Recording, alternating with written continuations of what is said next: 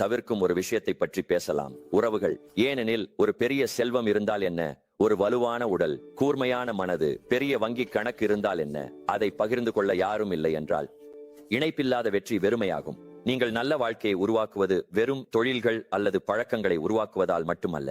நீங்கள் நல்ல வாழ்க்கையை உருவாக்குவது மனிதர்களை உருவாக்குவதன் மூலம். அது நேரம் எடுத்துக்கொள்ளும், அது கவனமா இருக்கும், அது முழுமையான இருப்பும் தேவை. ஆனால் நல்ல செய்தி என்னவென்றால், நீங்கள் அமைதியான ஒரு மணி நேரத்தில் செல்வத்தை வளர்க்கும் போலவே உறவுகளையும் அதே போல் வளர்க்கலாம். ஒரு மணி நேரம் ஒன்றாக.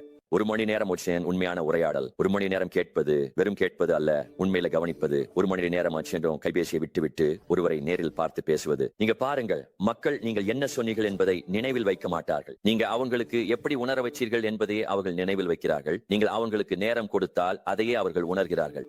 இப்போது நான் வாரத்துக்கு 10 மணி நேரம் கேட்கவில்லை. நீங்கள் ஒரு உளவியலாளராக மாற வேண்டும் என்று நான் கேட்கவில்லை. நான் சொல்வது ஒன்றே, உங்கள் வாழ்க்கையில் யாருக்காவது முழு கவனத்துடன் 1 மணி நேரம் கொடுங்கள். உங்கள் வாழ்க்கை துணை, உங்கள் குழந்தை, உங்கள் பெற்றோர், உங்கள் வழிகாட்டி, உங்கள் நண்பர்.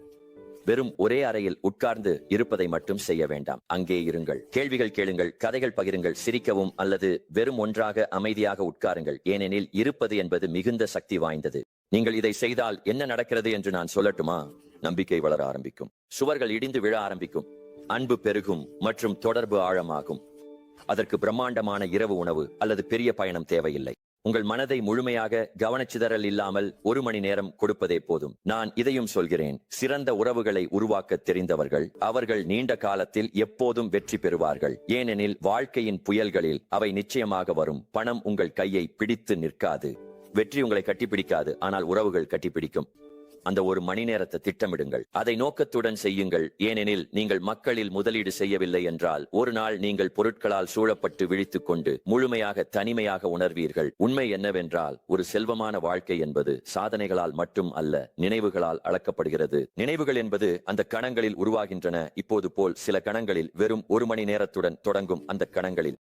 அடுத்த முறை நீங்கள் வெற்றியை பற்றி யோசிக்கும் போது இதை நினைவில் வையுங்கள். உங்கள் எதிர்காலத்தை மட்டும் கட்டி எழுப்பாதீர்கள், உங்கள் மக்களையும் கட்டி எழுப்புங்கள். அதை 1 மணி நேரம் ஒன்றாக செய்யுங்கள். உங்கள் மணி நேரங்களை சேர்த்து கட்டுங்கள், உங்கள் எதிர்காலத்தையும் சேர்த்து கட்டுங்கள். நீங்கள் இதை முன்பே கேட்டிருப்பீர்கள், வெற்றி என்பது ஒரு படியாக கட்டப்படுகிறது. நான் இதை கொஞ்சம் வேறுபட சொல்கிறேன். வெற்றி என்பது 1 மணி நேரம் ஒன்றாக கட்டப்படுகிறது. 1 மணி நேர கட்டுப்பாடு, 1 மணி நேரம் கற்றல், 1 மணி நேரம் உருவாக்குதல், 1 மணி நேரம் உங்கள் மனதில், உடலில், எதிர்காலத்தில் முதலீடு செய்வது. இப்போது பிரச்சனை என்னவென்றால், பெரும்பாலானவர்கள் ஒரு நாளில் 1 மணி நேரம் என்ன செய்ய முடியும் என்பதை குறைத்து மதிக்கிறார்கள்.